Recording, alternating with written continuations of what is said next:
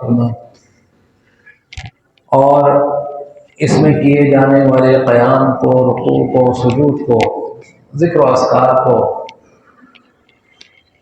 ہم اپنی بارگاہ میں مقبول فرما، اور ہمارا مسجد میں بیٹھنا ہمارے لیے باعث نجات بنا۔ الحمدللہ یہ ہفتہ وار درس قرآن جاری و ساری ہے، اور اس میں ہم اللہ تبارک و تعالیٰ کی جو کتاب ہے، جو اپنے محبوب کریم رؤوف الرحیم صلی اللہ تعالیٰ علیہ وسلم پر اللہ تبارک و تعالیٰ نے نازل فرمائی اور بنی و انسان کی ہدایت کے لیے، اس میں اللہ تبارک و تعالیٰ جو احکامات نازل فرما رہا ہے ان کو ہم جاننے کی کوشش کرتے ہیں۔ اللہ تبارک و تعالیٰ کی بارگاہ میں دعا ہے کہ ہمیں صحیح معنوں میں قرآن کا مفہوم جاننے کی، سمجھنے کی اور اس پر عمل کرنے کی توفیق عطا فرمائے۔ آج الحمدللہ ہم اپنے درس میں سورہ آل عمران پارہ نمبر 3 آیت نمبر 86 اور 87 غالباً اس کی مفہوم سمجھیں گے، کہ جس میں اللہ تبارک و تعالیٰ نے ارشاد فرما رہا ہے کہ وَمِنْ أَهْلِ الْكِتَابِ مَنْ إِنْ تَأْمَنْهُ بِقِنْطَارٍ يُؤَدِّهِ إِلَيْكَ، اور اہل کتاب میں سے وہ لوگ، کچھ لوگ وہ ہیں کہ مَنْ إِنْ تَأْمَنْهُ بِقِنْطَارٍ يُؤَدِّهِ إِلَيْكَ، کہ اگر ان کو امانت کے طور پر ڈھیر دے دیا جائے، سونے اور چاندی کا پہاڑ بھی دے دیا جائے، تو ان کی یہ حالت ہے کہ یؤدیہ الیہ، کہ وہ پورا کا پورا ڈھیر پہاڑ آپ کو لوٹا دیں گے۔ وَمِنْهُمْ مَنْ إِنْ تَأْمَنْهُ بِدِینَارٍ لَا یؤدیہ الیہ، اور کچھ لوگ وہ ہیں کہ جنہیں اگر آپ ایک اشرفی بھی دیں، ایک دینار بھی دیں، تو وہ آپ کو واپس نہیں کریں گے اس وقت تک، إِلَّا مَا دُمْتَ عَلَيْهِ قَائِمًا، کہ جب تک آپ ان کے سر پر کھڑے نہ رہیں۔ ایک وہ لوگ ہیں کہ جو اگر آپ ان کو امانت کے طور پہ اتنا کچھ دے دیں کہ وہ پہاڑ کی جو ہے اس کے برابر بھی پہنچ جائے، ڈھیر کے برابر بھی پہنچ جائے، تو وہ اس کو واپس کر دیں گے۔ لیکن کچھ لوگ ایسے ہیں کہ اگر آپ ان کو ایک اشرفی بھی دیں گے امانت کے طور پہ، تو وہ آپ کو واپس نہیں لوٹائیں گے، اور اس وقت تک کہ جب تک آپ ان کے سر پر کھڑے نہ ہوں۔ اور یہ آج کل کے لوگوں کی بھی خاصیت ہے، لیکن بدقسمتی سے اچھائی پر برائی غالب آتی جا رہی ہے، اچھے لوگوں کی تعداد وہ کم ہوتی جا رہی ہے اور برے لوگوں کی تعداد بڑھتی جا رہی ہے۔ آج کل کسی کو اگر ہم قرض دے دیں تو وہ قرض لوٹانے میں بڑی حجت کرتا ہے، اور اتنی جو ہے آپ کے وہ چکر لگوا دیتا ہے، اور اتنی آپ کو مشکلات کا سامنا کرنا پڑتا ہے کہ آپ جس کو قرض دیا ہوتا ہے آپ توبہ کر لیتے ہیں کہ آج کے بعد میں نے کسی کو قرض نہیں دینا، کیوں کہ جو میں نے جس کو قرض دیا ہے وہ واپس نہیں آیا۔ یہ تو قرض کی بات ہے۔ اور جن کے پاس امانتیں رکھوائی جائیں، امانتاً کوئی چیز رکھوائی جائے، آج کل کے دور میں تو بہت کم ہوتا ہے، کیونکہ آج کل مہنگائی کا دور اتنا ہے کہ کسی کے پاس کچھ بچے گا تو وہ کسی کے پاس رکھوائے گا، تو لہٰذا یہ بات کی جا رہی ہے کہ اگر امانت بھی رکھوا دی جائے تو کچھ لوگ ایسے ہوتے ہیں کہ جو امین ہوتے ہیں امانت کے، تو وہ آپ ان کے پاس اگر پہاڑ برابر بھی کوئی چیز رکھوا دیں تو وہ امانت میں خیانت نہیں کرتے اور واپس لوٹا دیتے ہیں۔ لیکن کچھ لوگ ایسے ہوتے ہیں کہ اگر آپ ان کو ایک اشرف بھی رکھوا دیں، تھوڑا سا بھی کچھ رکھوا دیں، تو وہ امانت واپس نہیں لوٹاتے کہ یہاں تک کہ آپ ان کے سر پر کھڑے رہیں۔ یہ دو کیٹیگریز، یہ دو خاصیت بتا دی۔ اب یہاں بات ہو رہا ہے من اہل الکتاب، اہل کتاب سے۔ یہودیوں کی ایک بری خاصیت یہاں پر، بری عادت کو بیان کیا جا رہا ہے، اور وہ کیا ہے؟ وہ یہ تھا کہ جب وہ آپس میں اپنے اہل کتاب کے درمیان لین دین کیا کرتے تھے نا، تو وہ اس کو کم و بیش اپنی جو کتاب ہے اس کے مطابق، احکام کے مطابق تو اس پر عمل کرتے تھے، لیکن جب معاملات مسلمانوں کے ساتھ ان کے آتے تھے تو وہ مسلمانوں کے ساتھ ہونے والے معاملات میں جان بوجھ کر جو ہے اپنی احکامات کو، اپنی شریعت کو پس پش ڈال دیا کرتے تھے، اپنی کتاب کے احکام کو،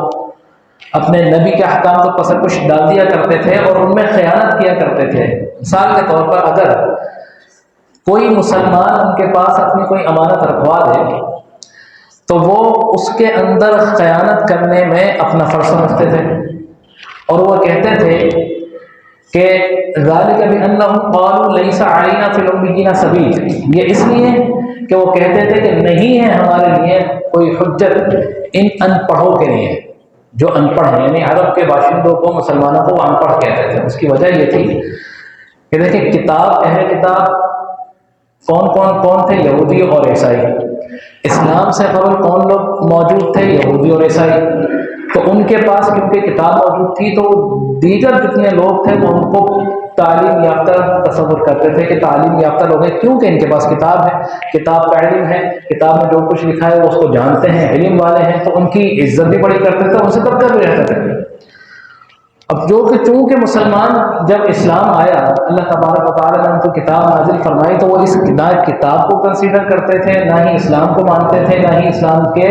نبی کو مانتے تھے، تو ان کو ان پڑھ کہتے تھے۔ وہ کہتے تھے کہ ان کے معاملے میں ہم پر کوئی حجت نہیں، ہم سے کوئی سوال جواب نہیں کیا جائے گا، ہم ان کی امانتیں لوٹائیں نہ لوٹائیں، ہم نہیں لوٹاتے۔ وہ ایک اپنا ہی ایک جو ہے وہ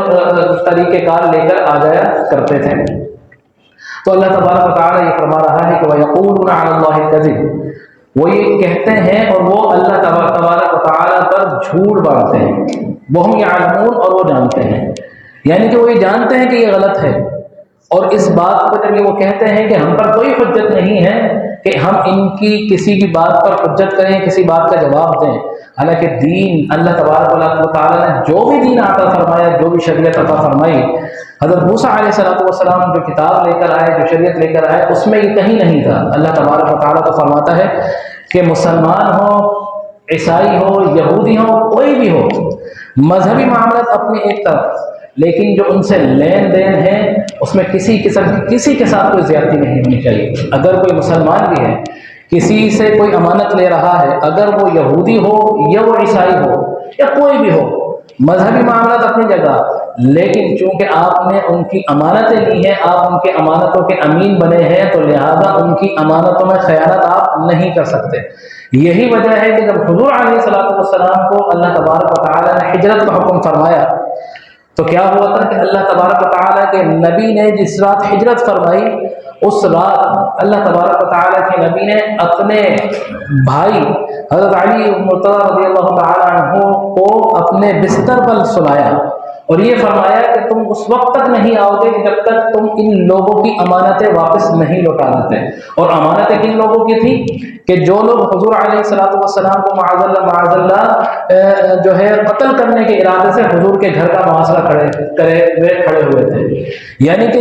جو لوگ حضور کے قتل کا ارادہ رکھتے تھے معاذ اللہ، جو آپ کے حجرے کے باہر گھیراؤ کر کے کھڑے ہوئے تھے، ان لوگوں کی امانتیں جب حضور کے پاس تھیں تو اللہ تبارک و تعالیٰ کے نبی نے اس وقت بھی اپنے صحابی، اپنے بھائی حضرت علی مرتضیٰ رضی اللہ تعالیٰ عنہ کو اپنے بستر پر لٹایا، اس رات وہیں سلایا، اور آپ نے فرما دیا کہ صبح ہوتے ہی ان کی امانتیں لوٹانا اور امانتیں لوٹا کر پھر واپس آنا۔ تو امانتوں کا اللہ تبارک و تعالیٰ نے ان کی امانتوں کا امین بننے کی کتنی حیثیت، کتنا مرتبہ اللہ تبارک و تعالیٰ نے اسلام میں بنایا کہ کفار کی امانتیں حضور کے پاس رکھی ہیں، لیکن حضور علیہ السلام نے ایسے وقت میں بھی کہ جب وہ آپ کی جان کے دشمن ہیں، اس وقت بھی ان کی امانتوں کو لوٹانا افضل سمجھا، بہتر سمجھا، اور یہ حکم فرما دیا کہ علی المرتضیٰ رضی اللہ تعالیٰ عنہ کو کہ امانتیں لوٹائے بغیر نہیں آنا۔ تو یہاں یہ معلوم ہوتا ہے کہ مذہب کوئی بھی ہو، لیکن جو امانتیں ہیں، جو قرض ہیں، وہ بغیر کسی مذہب کے تفریق کے آپ نے ان کو لوٹانا ہے۔ یہ ایک اخلاق ہے جو اسلام نے مسلمانوں کو عطا فرمایا ہے، اور ایسا نہیں کہ یہ شریعت مسلم میں نہیں تھا، یہ تھا، لیکن چونکہ یہ لوگ غاصب تھے، یہ اللہ کے احکامات میں تبدیلی کرنے والے تھے، اللہ کی آیتوں کو اپنے ذاتی فائدے کے لیے چند سکوں کے عوض بیچنے والے تھے، ان میں تبدیلی کرنے والے تھے، تو لہٰذا اس کو بالائے طاق رکھتے تھے اور یہ بڑی سے بڑی خیانتیں کر جاتے تھے۔ تو اللہ تبارک و تعالیٰ نے سختی کے ساتھ ان لوگوں کے ساتھ جو ہے ان لوگوں کے بارے میں وعید فرمائی کہ ایسے لوگ اللہ تبارک و تعالیٰ کے سے جھوٹ باندھتے ہیں، جو یہ کہتے ہیں وہ اللہ تعالیٰ سے جھوٹ باندھتے ہیں حالانکہ وہ جانتے ہیں۔ پھر اللہ تبارک و تعالیٰ آگے آیت میں ارشاد فرما رہا ہے بلا من اوفى بعهده واتقى فان الله يحب المتقين، کیوں نہیں جو وعدے کا عہد کو اپنا پورا کرے، جو بھی اس نے وعدہ کیا ہے، چاہے وہ امانت کے طور پہ وعدہ کیا ہے یا چاہے قرض کی صورت میں وعدہ کیا ہے یا کسی بھی صورت میں کسی سے کوئی عہد و پیمان کیا ہے، اللہ تبارک و تعالیٰ ایسے آدمی کو پسند فرماتا ہے۔ واتقى، جو پرہیزگار، جو اللہ سے خوف رکھے، اللہ سے ڈرے اور اپنے عہد کو پورا کرے، ایسے آدمی کو اللہ تبارک و تعالیٰ پسند فرماتا ہے۔ فإن اللہ يحب المتقین، اور بے شک اللہ تبارک و تعالیٰ متقیوں سے محبت کرتا ہے، محبت کرنے والا ہے، پیار کرنے والا ہے۔ تو یہاں پر کن باتوں کا ہمیں سبق ملتا ہے کہ عہد اور پیمان یہ اللہ تعالیٰ کے نزدیک بڑی جو ہے ان کی بڑی حیثیت ہے، ان کی بڑی بات ہے۔ ہم چاہے مسلمان ہو، اگر کسی غیر مسلم کے ساتھ بھی ہمارے مالی معاملات اگر چل رہے ہیں تو ہم اس کے مال کو غصب نہیں کر سکتے، یہ سخت گناہ ہے، اللہ تبارک و تعالیٰ سخت ناپسند فرماتا ہے۔ اب یہاں پر اللہ تبارک و تعالیٰ نے اللہ کی کرام نبی کرم اللہ وجہ الکریم نے اپنا نبی صلی اللہ تعالیٰ علیہ وسلم نے عہد شکنی اور وعدہ خلافی پر جو سزائیں مقرر کی گئی ہیں اسلام کی طرف سے، وہ چند سزائیں میں آپ کے سامنے جو ہے وہ رکھتا چلوں کہ وہ تقریباً جو عہد شکنی کرتے ہیں ان کے لیے اللہ تبارک و تعالیٰ نے 5 قسم کی سزائیں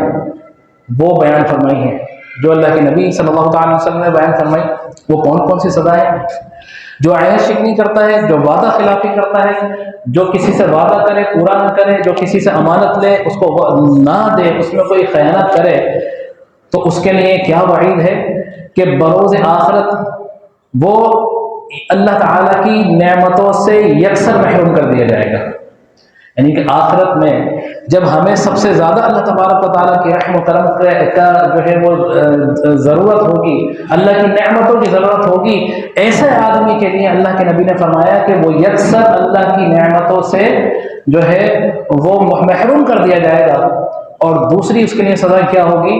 کہ وہ رحمان اور رحیم خدا اس سے بات تک نہیں فرمائے گا۔ یعنی کہ کوئی ایسا بد نصیب ہوگا کہ بروز قیامت کہ جو اللہ تبارک و تعالیٰ اپنے محبوب بندوں سے جب کلام فرما رہا ہوگا تو وہ جو بدبخت ایسا بد نصیب شخص کہ جس سے اللہ تبارک و تعالیٰ اتنی ناراضگی کے سبب بات نہ فرمائے، کوئی ایسا کوئی اس طرح سوچ سکتا ہے؟ نہیں سوچ سکتا۔ تو جو وعدہ خلافی کرتے ہیں، عہد شکنی کرتے ہیں، اللہ کے نبی نے فرمایا کہ اس کی دوسری سزا جو ہوگی وہ یہ ہوگی کہ اللہ تبارک و تعالیٰ اس سے بات تک نہیں فرمائے گا۔ اور تیسری سزا جو بتائی وہ یہ ہے کہ اس کی نظر لطف و رحمت، یعنی کہ اس کی جو نظر ہوگی لطف و رحمت کی، وہ اس سے بھی محروم کر دیا جائے گا۔ یعنی کہ اللہ تبارک و تعالیٰ اپنی نظر کی رحمت بھی اس کے جو ہے اس پر نہیں فرمائے گا، وہ اس سے بھی دور کر دیا جائے گا۔ اور چوتھی یہ کہ گناہ کی علائشوں سے بھی وہ پاک نہیں کیا جائے گا۔ یعنی کہ جب اللہ تبارک و تعالیٰ کی رحمت کی نظر جس انسان پر پڑ جائے، جس مسلمان پر، جس بندے پر پڑ جائے، تو اس کی رحمت کی جو نظر ہوگی وہی انسان کے لیے کافی ہوگی جو اس کے جسم پر، اس کے روح پر جو گناہ کی جو مٹی پڑی ہوئی ہوگی، اللہ تبارک و تعالیٰ کی رحمت کی نظر سے وہ مٹی دھل جائے گی۔ تو اللہ تبارک و تعالیٰ ایسے شخص کے لیے وعید فرما رہا ہے جو عہد شکن ہوگا، جو وعدہ خلاف ہوگا، جو اپنی زبان کا پاس نہیں رکھے گا، اس کے لیے فرما دیا کہ اللہ تبارک و تعالیٰ اس پر اپنی رحمت کی نظر تک نہیں ڈالے گا، اور جس کی وجہ سے اس کے گناہ اس سے دور ہی نہیں ہوں گے، پاک نہیں ہو سکے گا۔ اور 5ویں یہ فرمائی کہ اللہ تبارک و تعالیٰ ایسے شخص کو جو عہد شکن ہوگا، جو وعدہ مکمل نہیں کرے گا، جو اپنی زبان کا پاس نہیں رکھے گا، اللہ تبارک و تعالیٰ آخرت میں اسے دردناک عذاب میں مبتلا فرمائے گا، دردناک عذاب میں۔ تو یہ 5 قسم کی سزائیں ایک ایسے آدمی کے لیے اللہ تبارک و تعالیٰ بیان فرما رہا ہے جو وعدے پورے نہیں کرتا، جو عہد شکن ہوتا ہے۔ اور بحیثیت مسلمان اللہ تبارک و تعالیٰ نے جو ہمیں جو اخلاق عظیمہ پر فائز فرمایا، ان میں میں سے ایک عظیم اخلاق جو یہ ہے کہ وہ جو مسلمان وہ ہوتا ہے جب کسی سے وعدہ کرتا ہے تو اس کو پورا کرتا ہے. اگر اس کے پاس امانت رکھی جاتی ہے تو اس امانت میں خیانت نہیں کرتا اور اس کو پورا کرتا ہے. اللہ تعالیٰ تبارک و تعالیٰ نے انسان مسلمان کو ایسی خاصیت سے نوازا ہے. نوازا ہمیں اللہ تبارک و تعالیٰ نے ضرور ہے، لیکن ہم اس اخلاق میں بھی خیانت کرتے ہیں کہ اللہ تبارک و تعالیٰ نے جو ہمیں خاصیت فرمائی ہے ہم اس کو پورا نہیں کرتے. تو ہم اس اخلاق میں بھی خیانت کر رہے ہیں، کیونکہ اخلاق عظیمہ جو اللہ تبارک و تعالیٰ نے ہمیں عطا فرمایا وہ امانت ہے اللہ تعالیٰ کی طرف سے ہمارے پاس. اگر ہم ان اخلاق کو بھی صحیح احسن طریقے سے استعمال نہیں کریں گے تو وہ بھی اللہ تعالیٰ کی جو امانت میں خیانت کے مترادف ہوگا. تو اللہ تبارک و تعالیٰ سے دعا ہے کہ اللہ تعالیٰ ہم جب بھی کوئی وعدہ کریں، جب بھی کوئی عہد کریں، اس کو پورا کریں، اس کو پورا کریں. اور یہاں پر اللہ کے نبی صلی اللہ تعالی علیہ وسلم نے فرما دیا، دیکھیں عہد شکنی کرنا یہ علامت ہے کس کی؟ نفاق کی، منافقت کی. تو یہاں پر میں منافق کی 3 نشانیاں جو حضور علیہ الصلوۃ والسلام نے بیان فرمائی وہ بھی آپ کے سامنے رکھتا چلوں کہ منافق کی حضور علیہ الصلوۃ والسلام نے 3 نشانیاں بیان فرمائی ہیں. پہلی نشانی کیا ہے کہ جب بھی وہ بات کرے گا تو ہر بات میں جھوٹ بولے گا، بات میں جھوٹ بولے گا. جب بھی کوئی بات کرے گا جھوٹ بولے گا. دوسری کیا کہ جب وہ وعدہ کرے گا تو وعدہ خلافی کرے گا، یعنی کوئی ہم نے وعدہ کیا تو ہم اس کے خلاف، مطلب وعدہ خلافی کرنا کوئی بات ہی نہیں ہے. ذرا سی بات میں وعدہ کر دیا، ہم نے تو کوئی وعدہ ہی نہیں کیا، ہم نے کوئی وعدہ نہیں کیا. اور پھر تیسری جو اس کی خاصیت فرمائی جب بتائی اللہ کے نبی صلی اللہ تعالی علیہ وسلم نے منافق کی تیسری نشانی بیان فرمائی کہ جب اس کے پاس امانت رکھوائی جائے تو وہ امانت میں خیانت کرے گا، وہ امانت میں خیانت کرے گا. اب دیکھیں 3 نشانیاں منافق کی حضور علیہ الصلوۃ والسلام نے فرمائی. چاہے وہ جو ہے روزہ رکھتا ہو، بھلے وہ نماز پڑھتا ہو، بڑے وہ اپنے آپ کو مسلمان کہتا ہے، لیکن اگر اس کے اندر یہ 3 نشانیاں ہیں تو پھر وہ اپنا محاسبہ کر لے کہ ہم کہاں کھڑے ہیں. ہم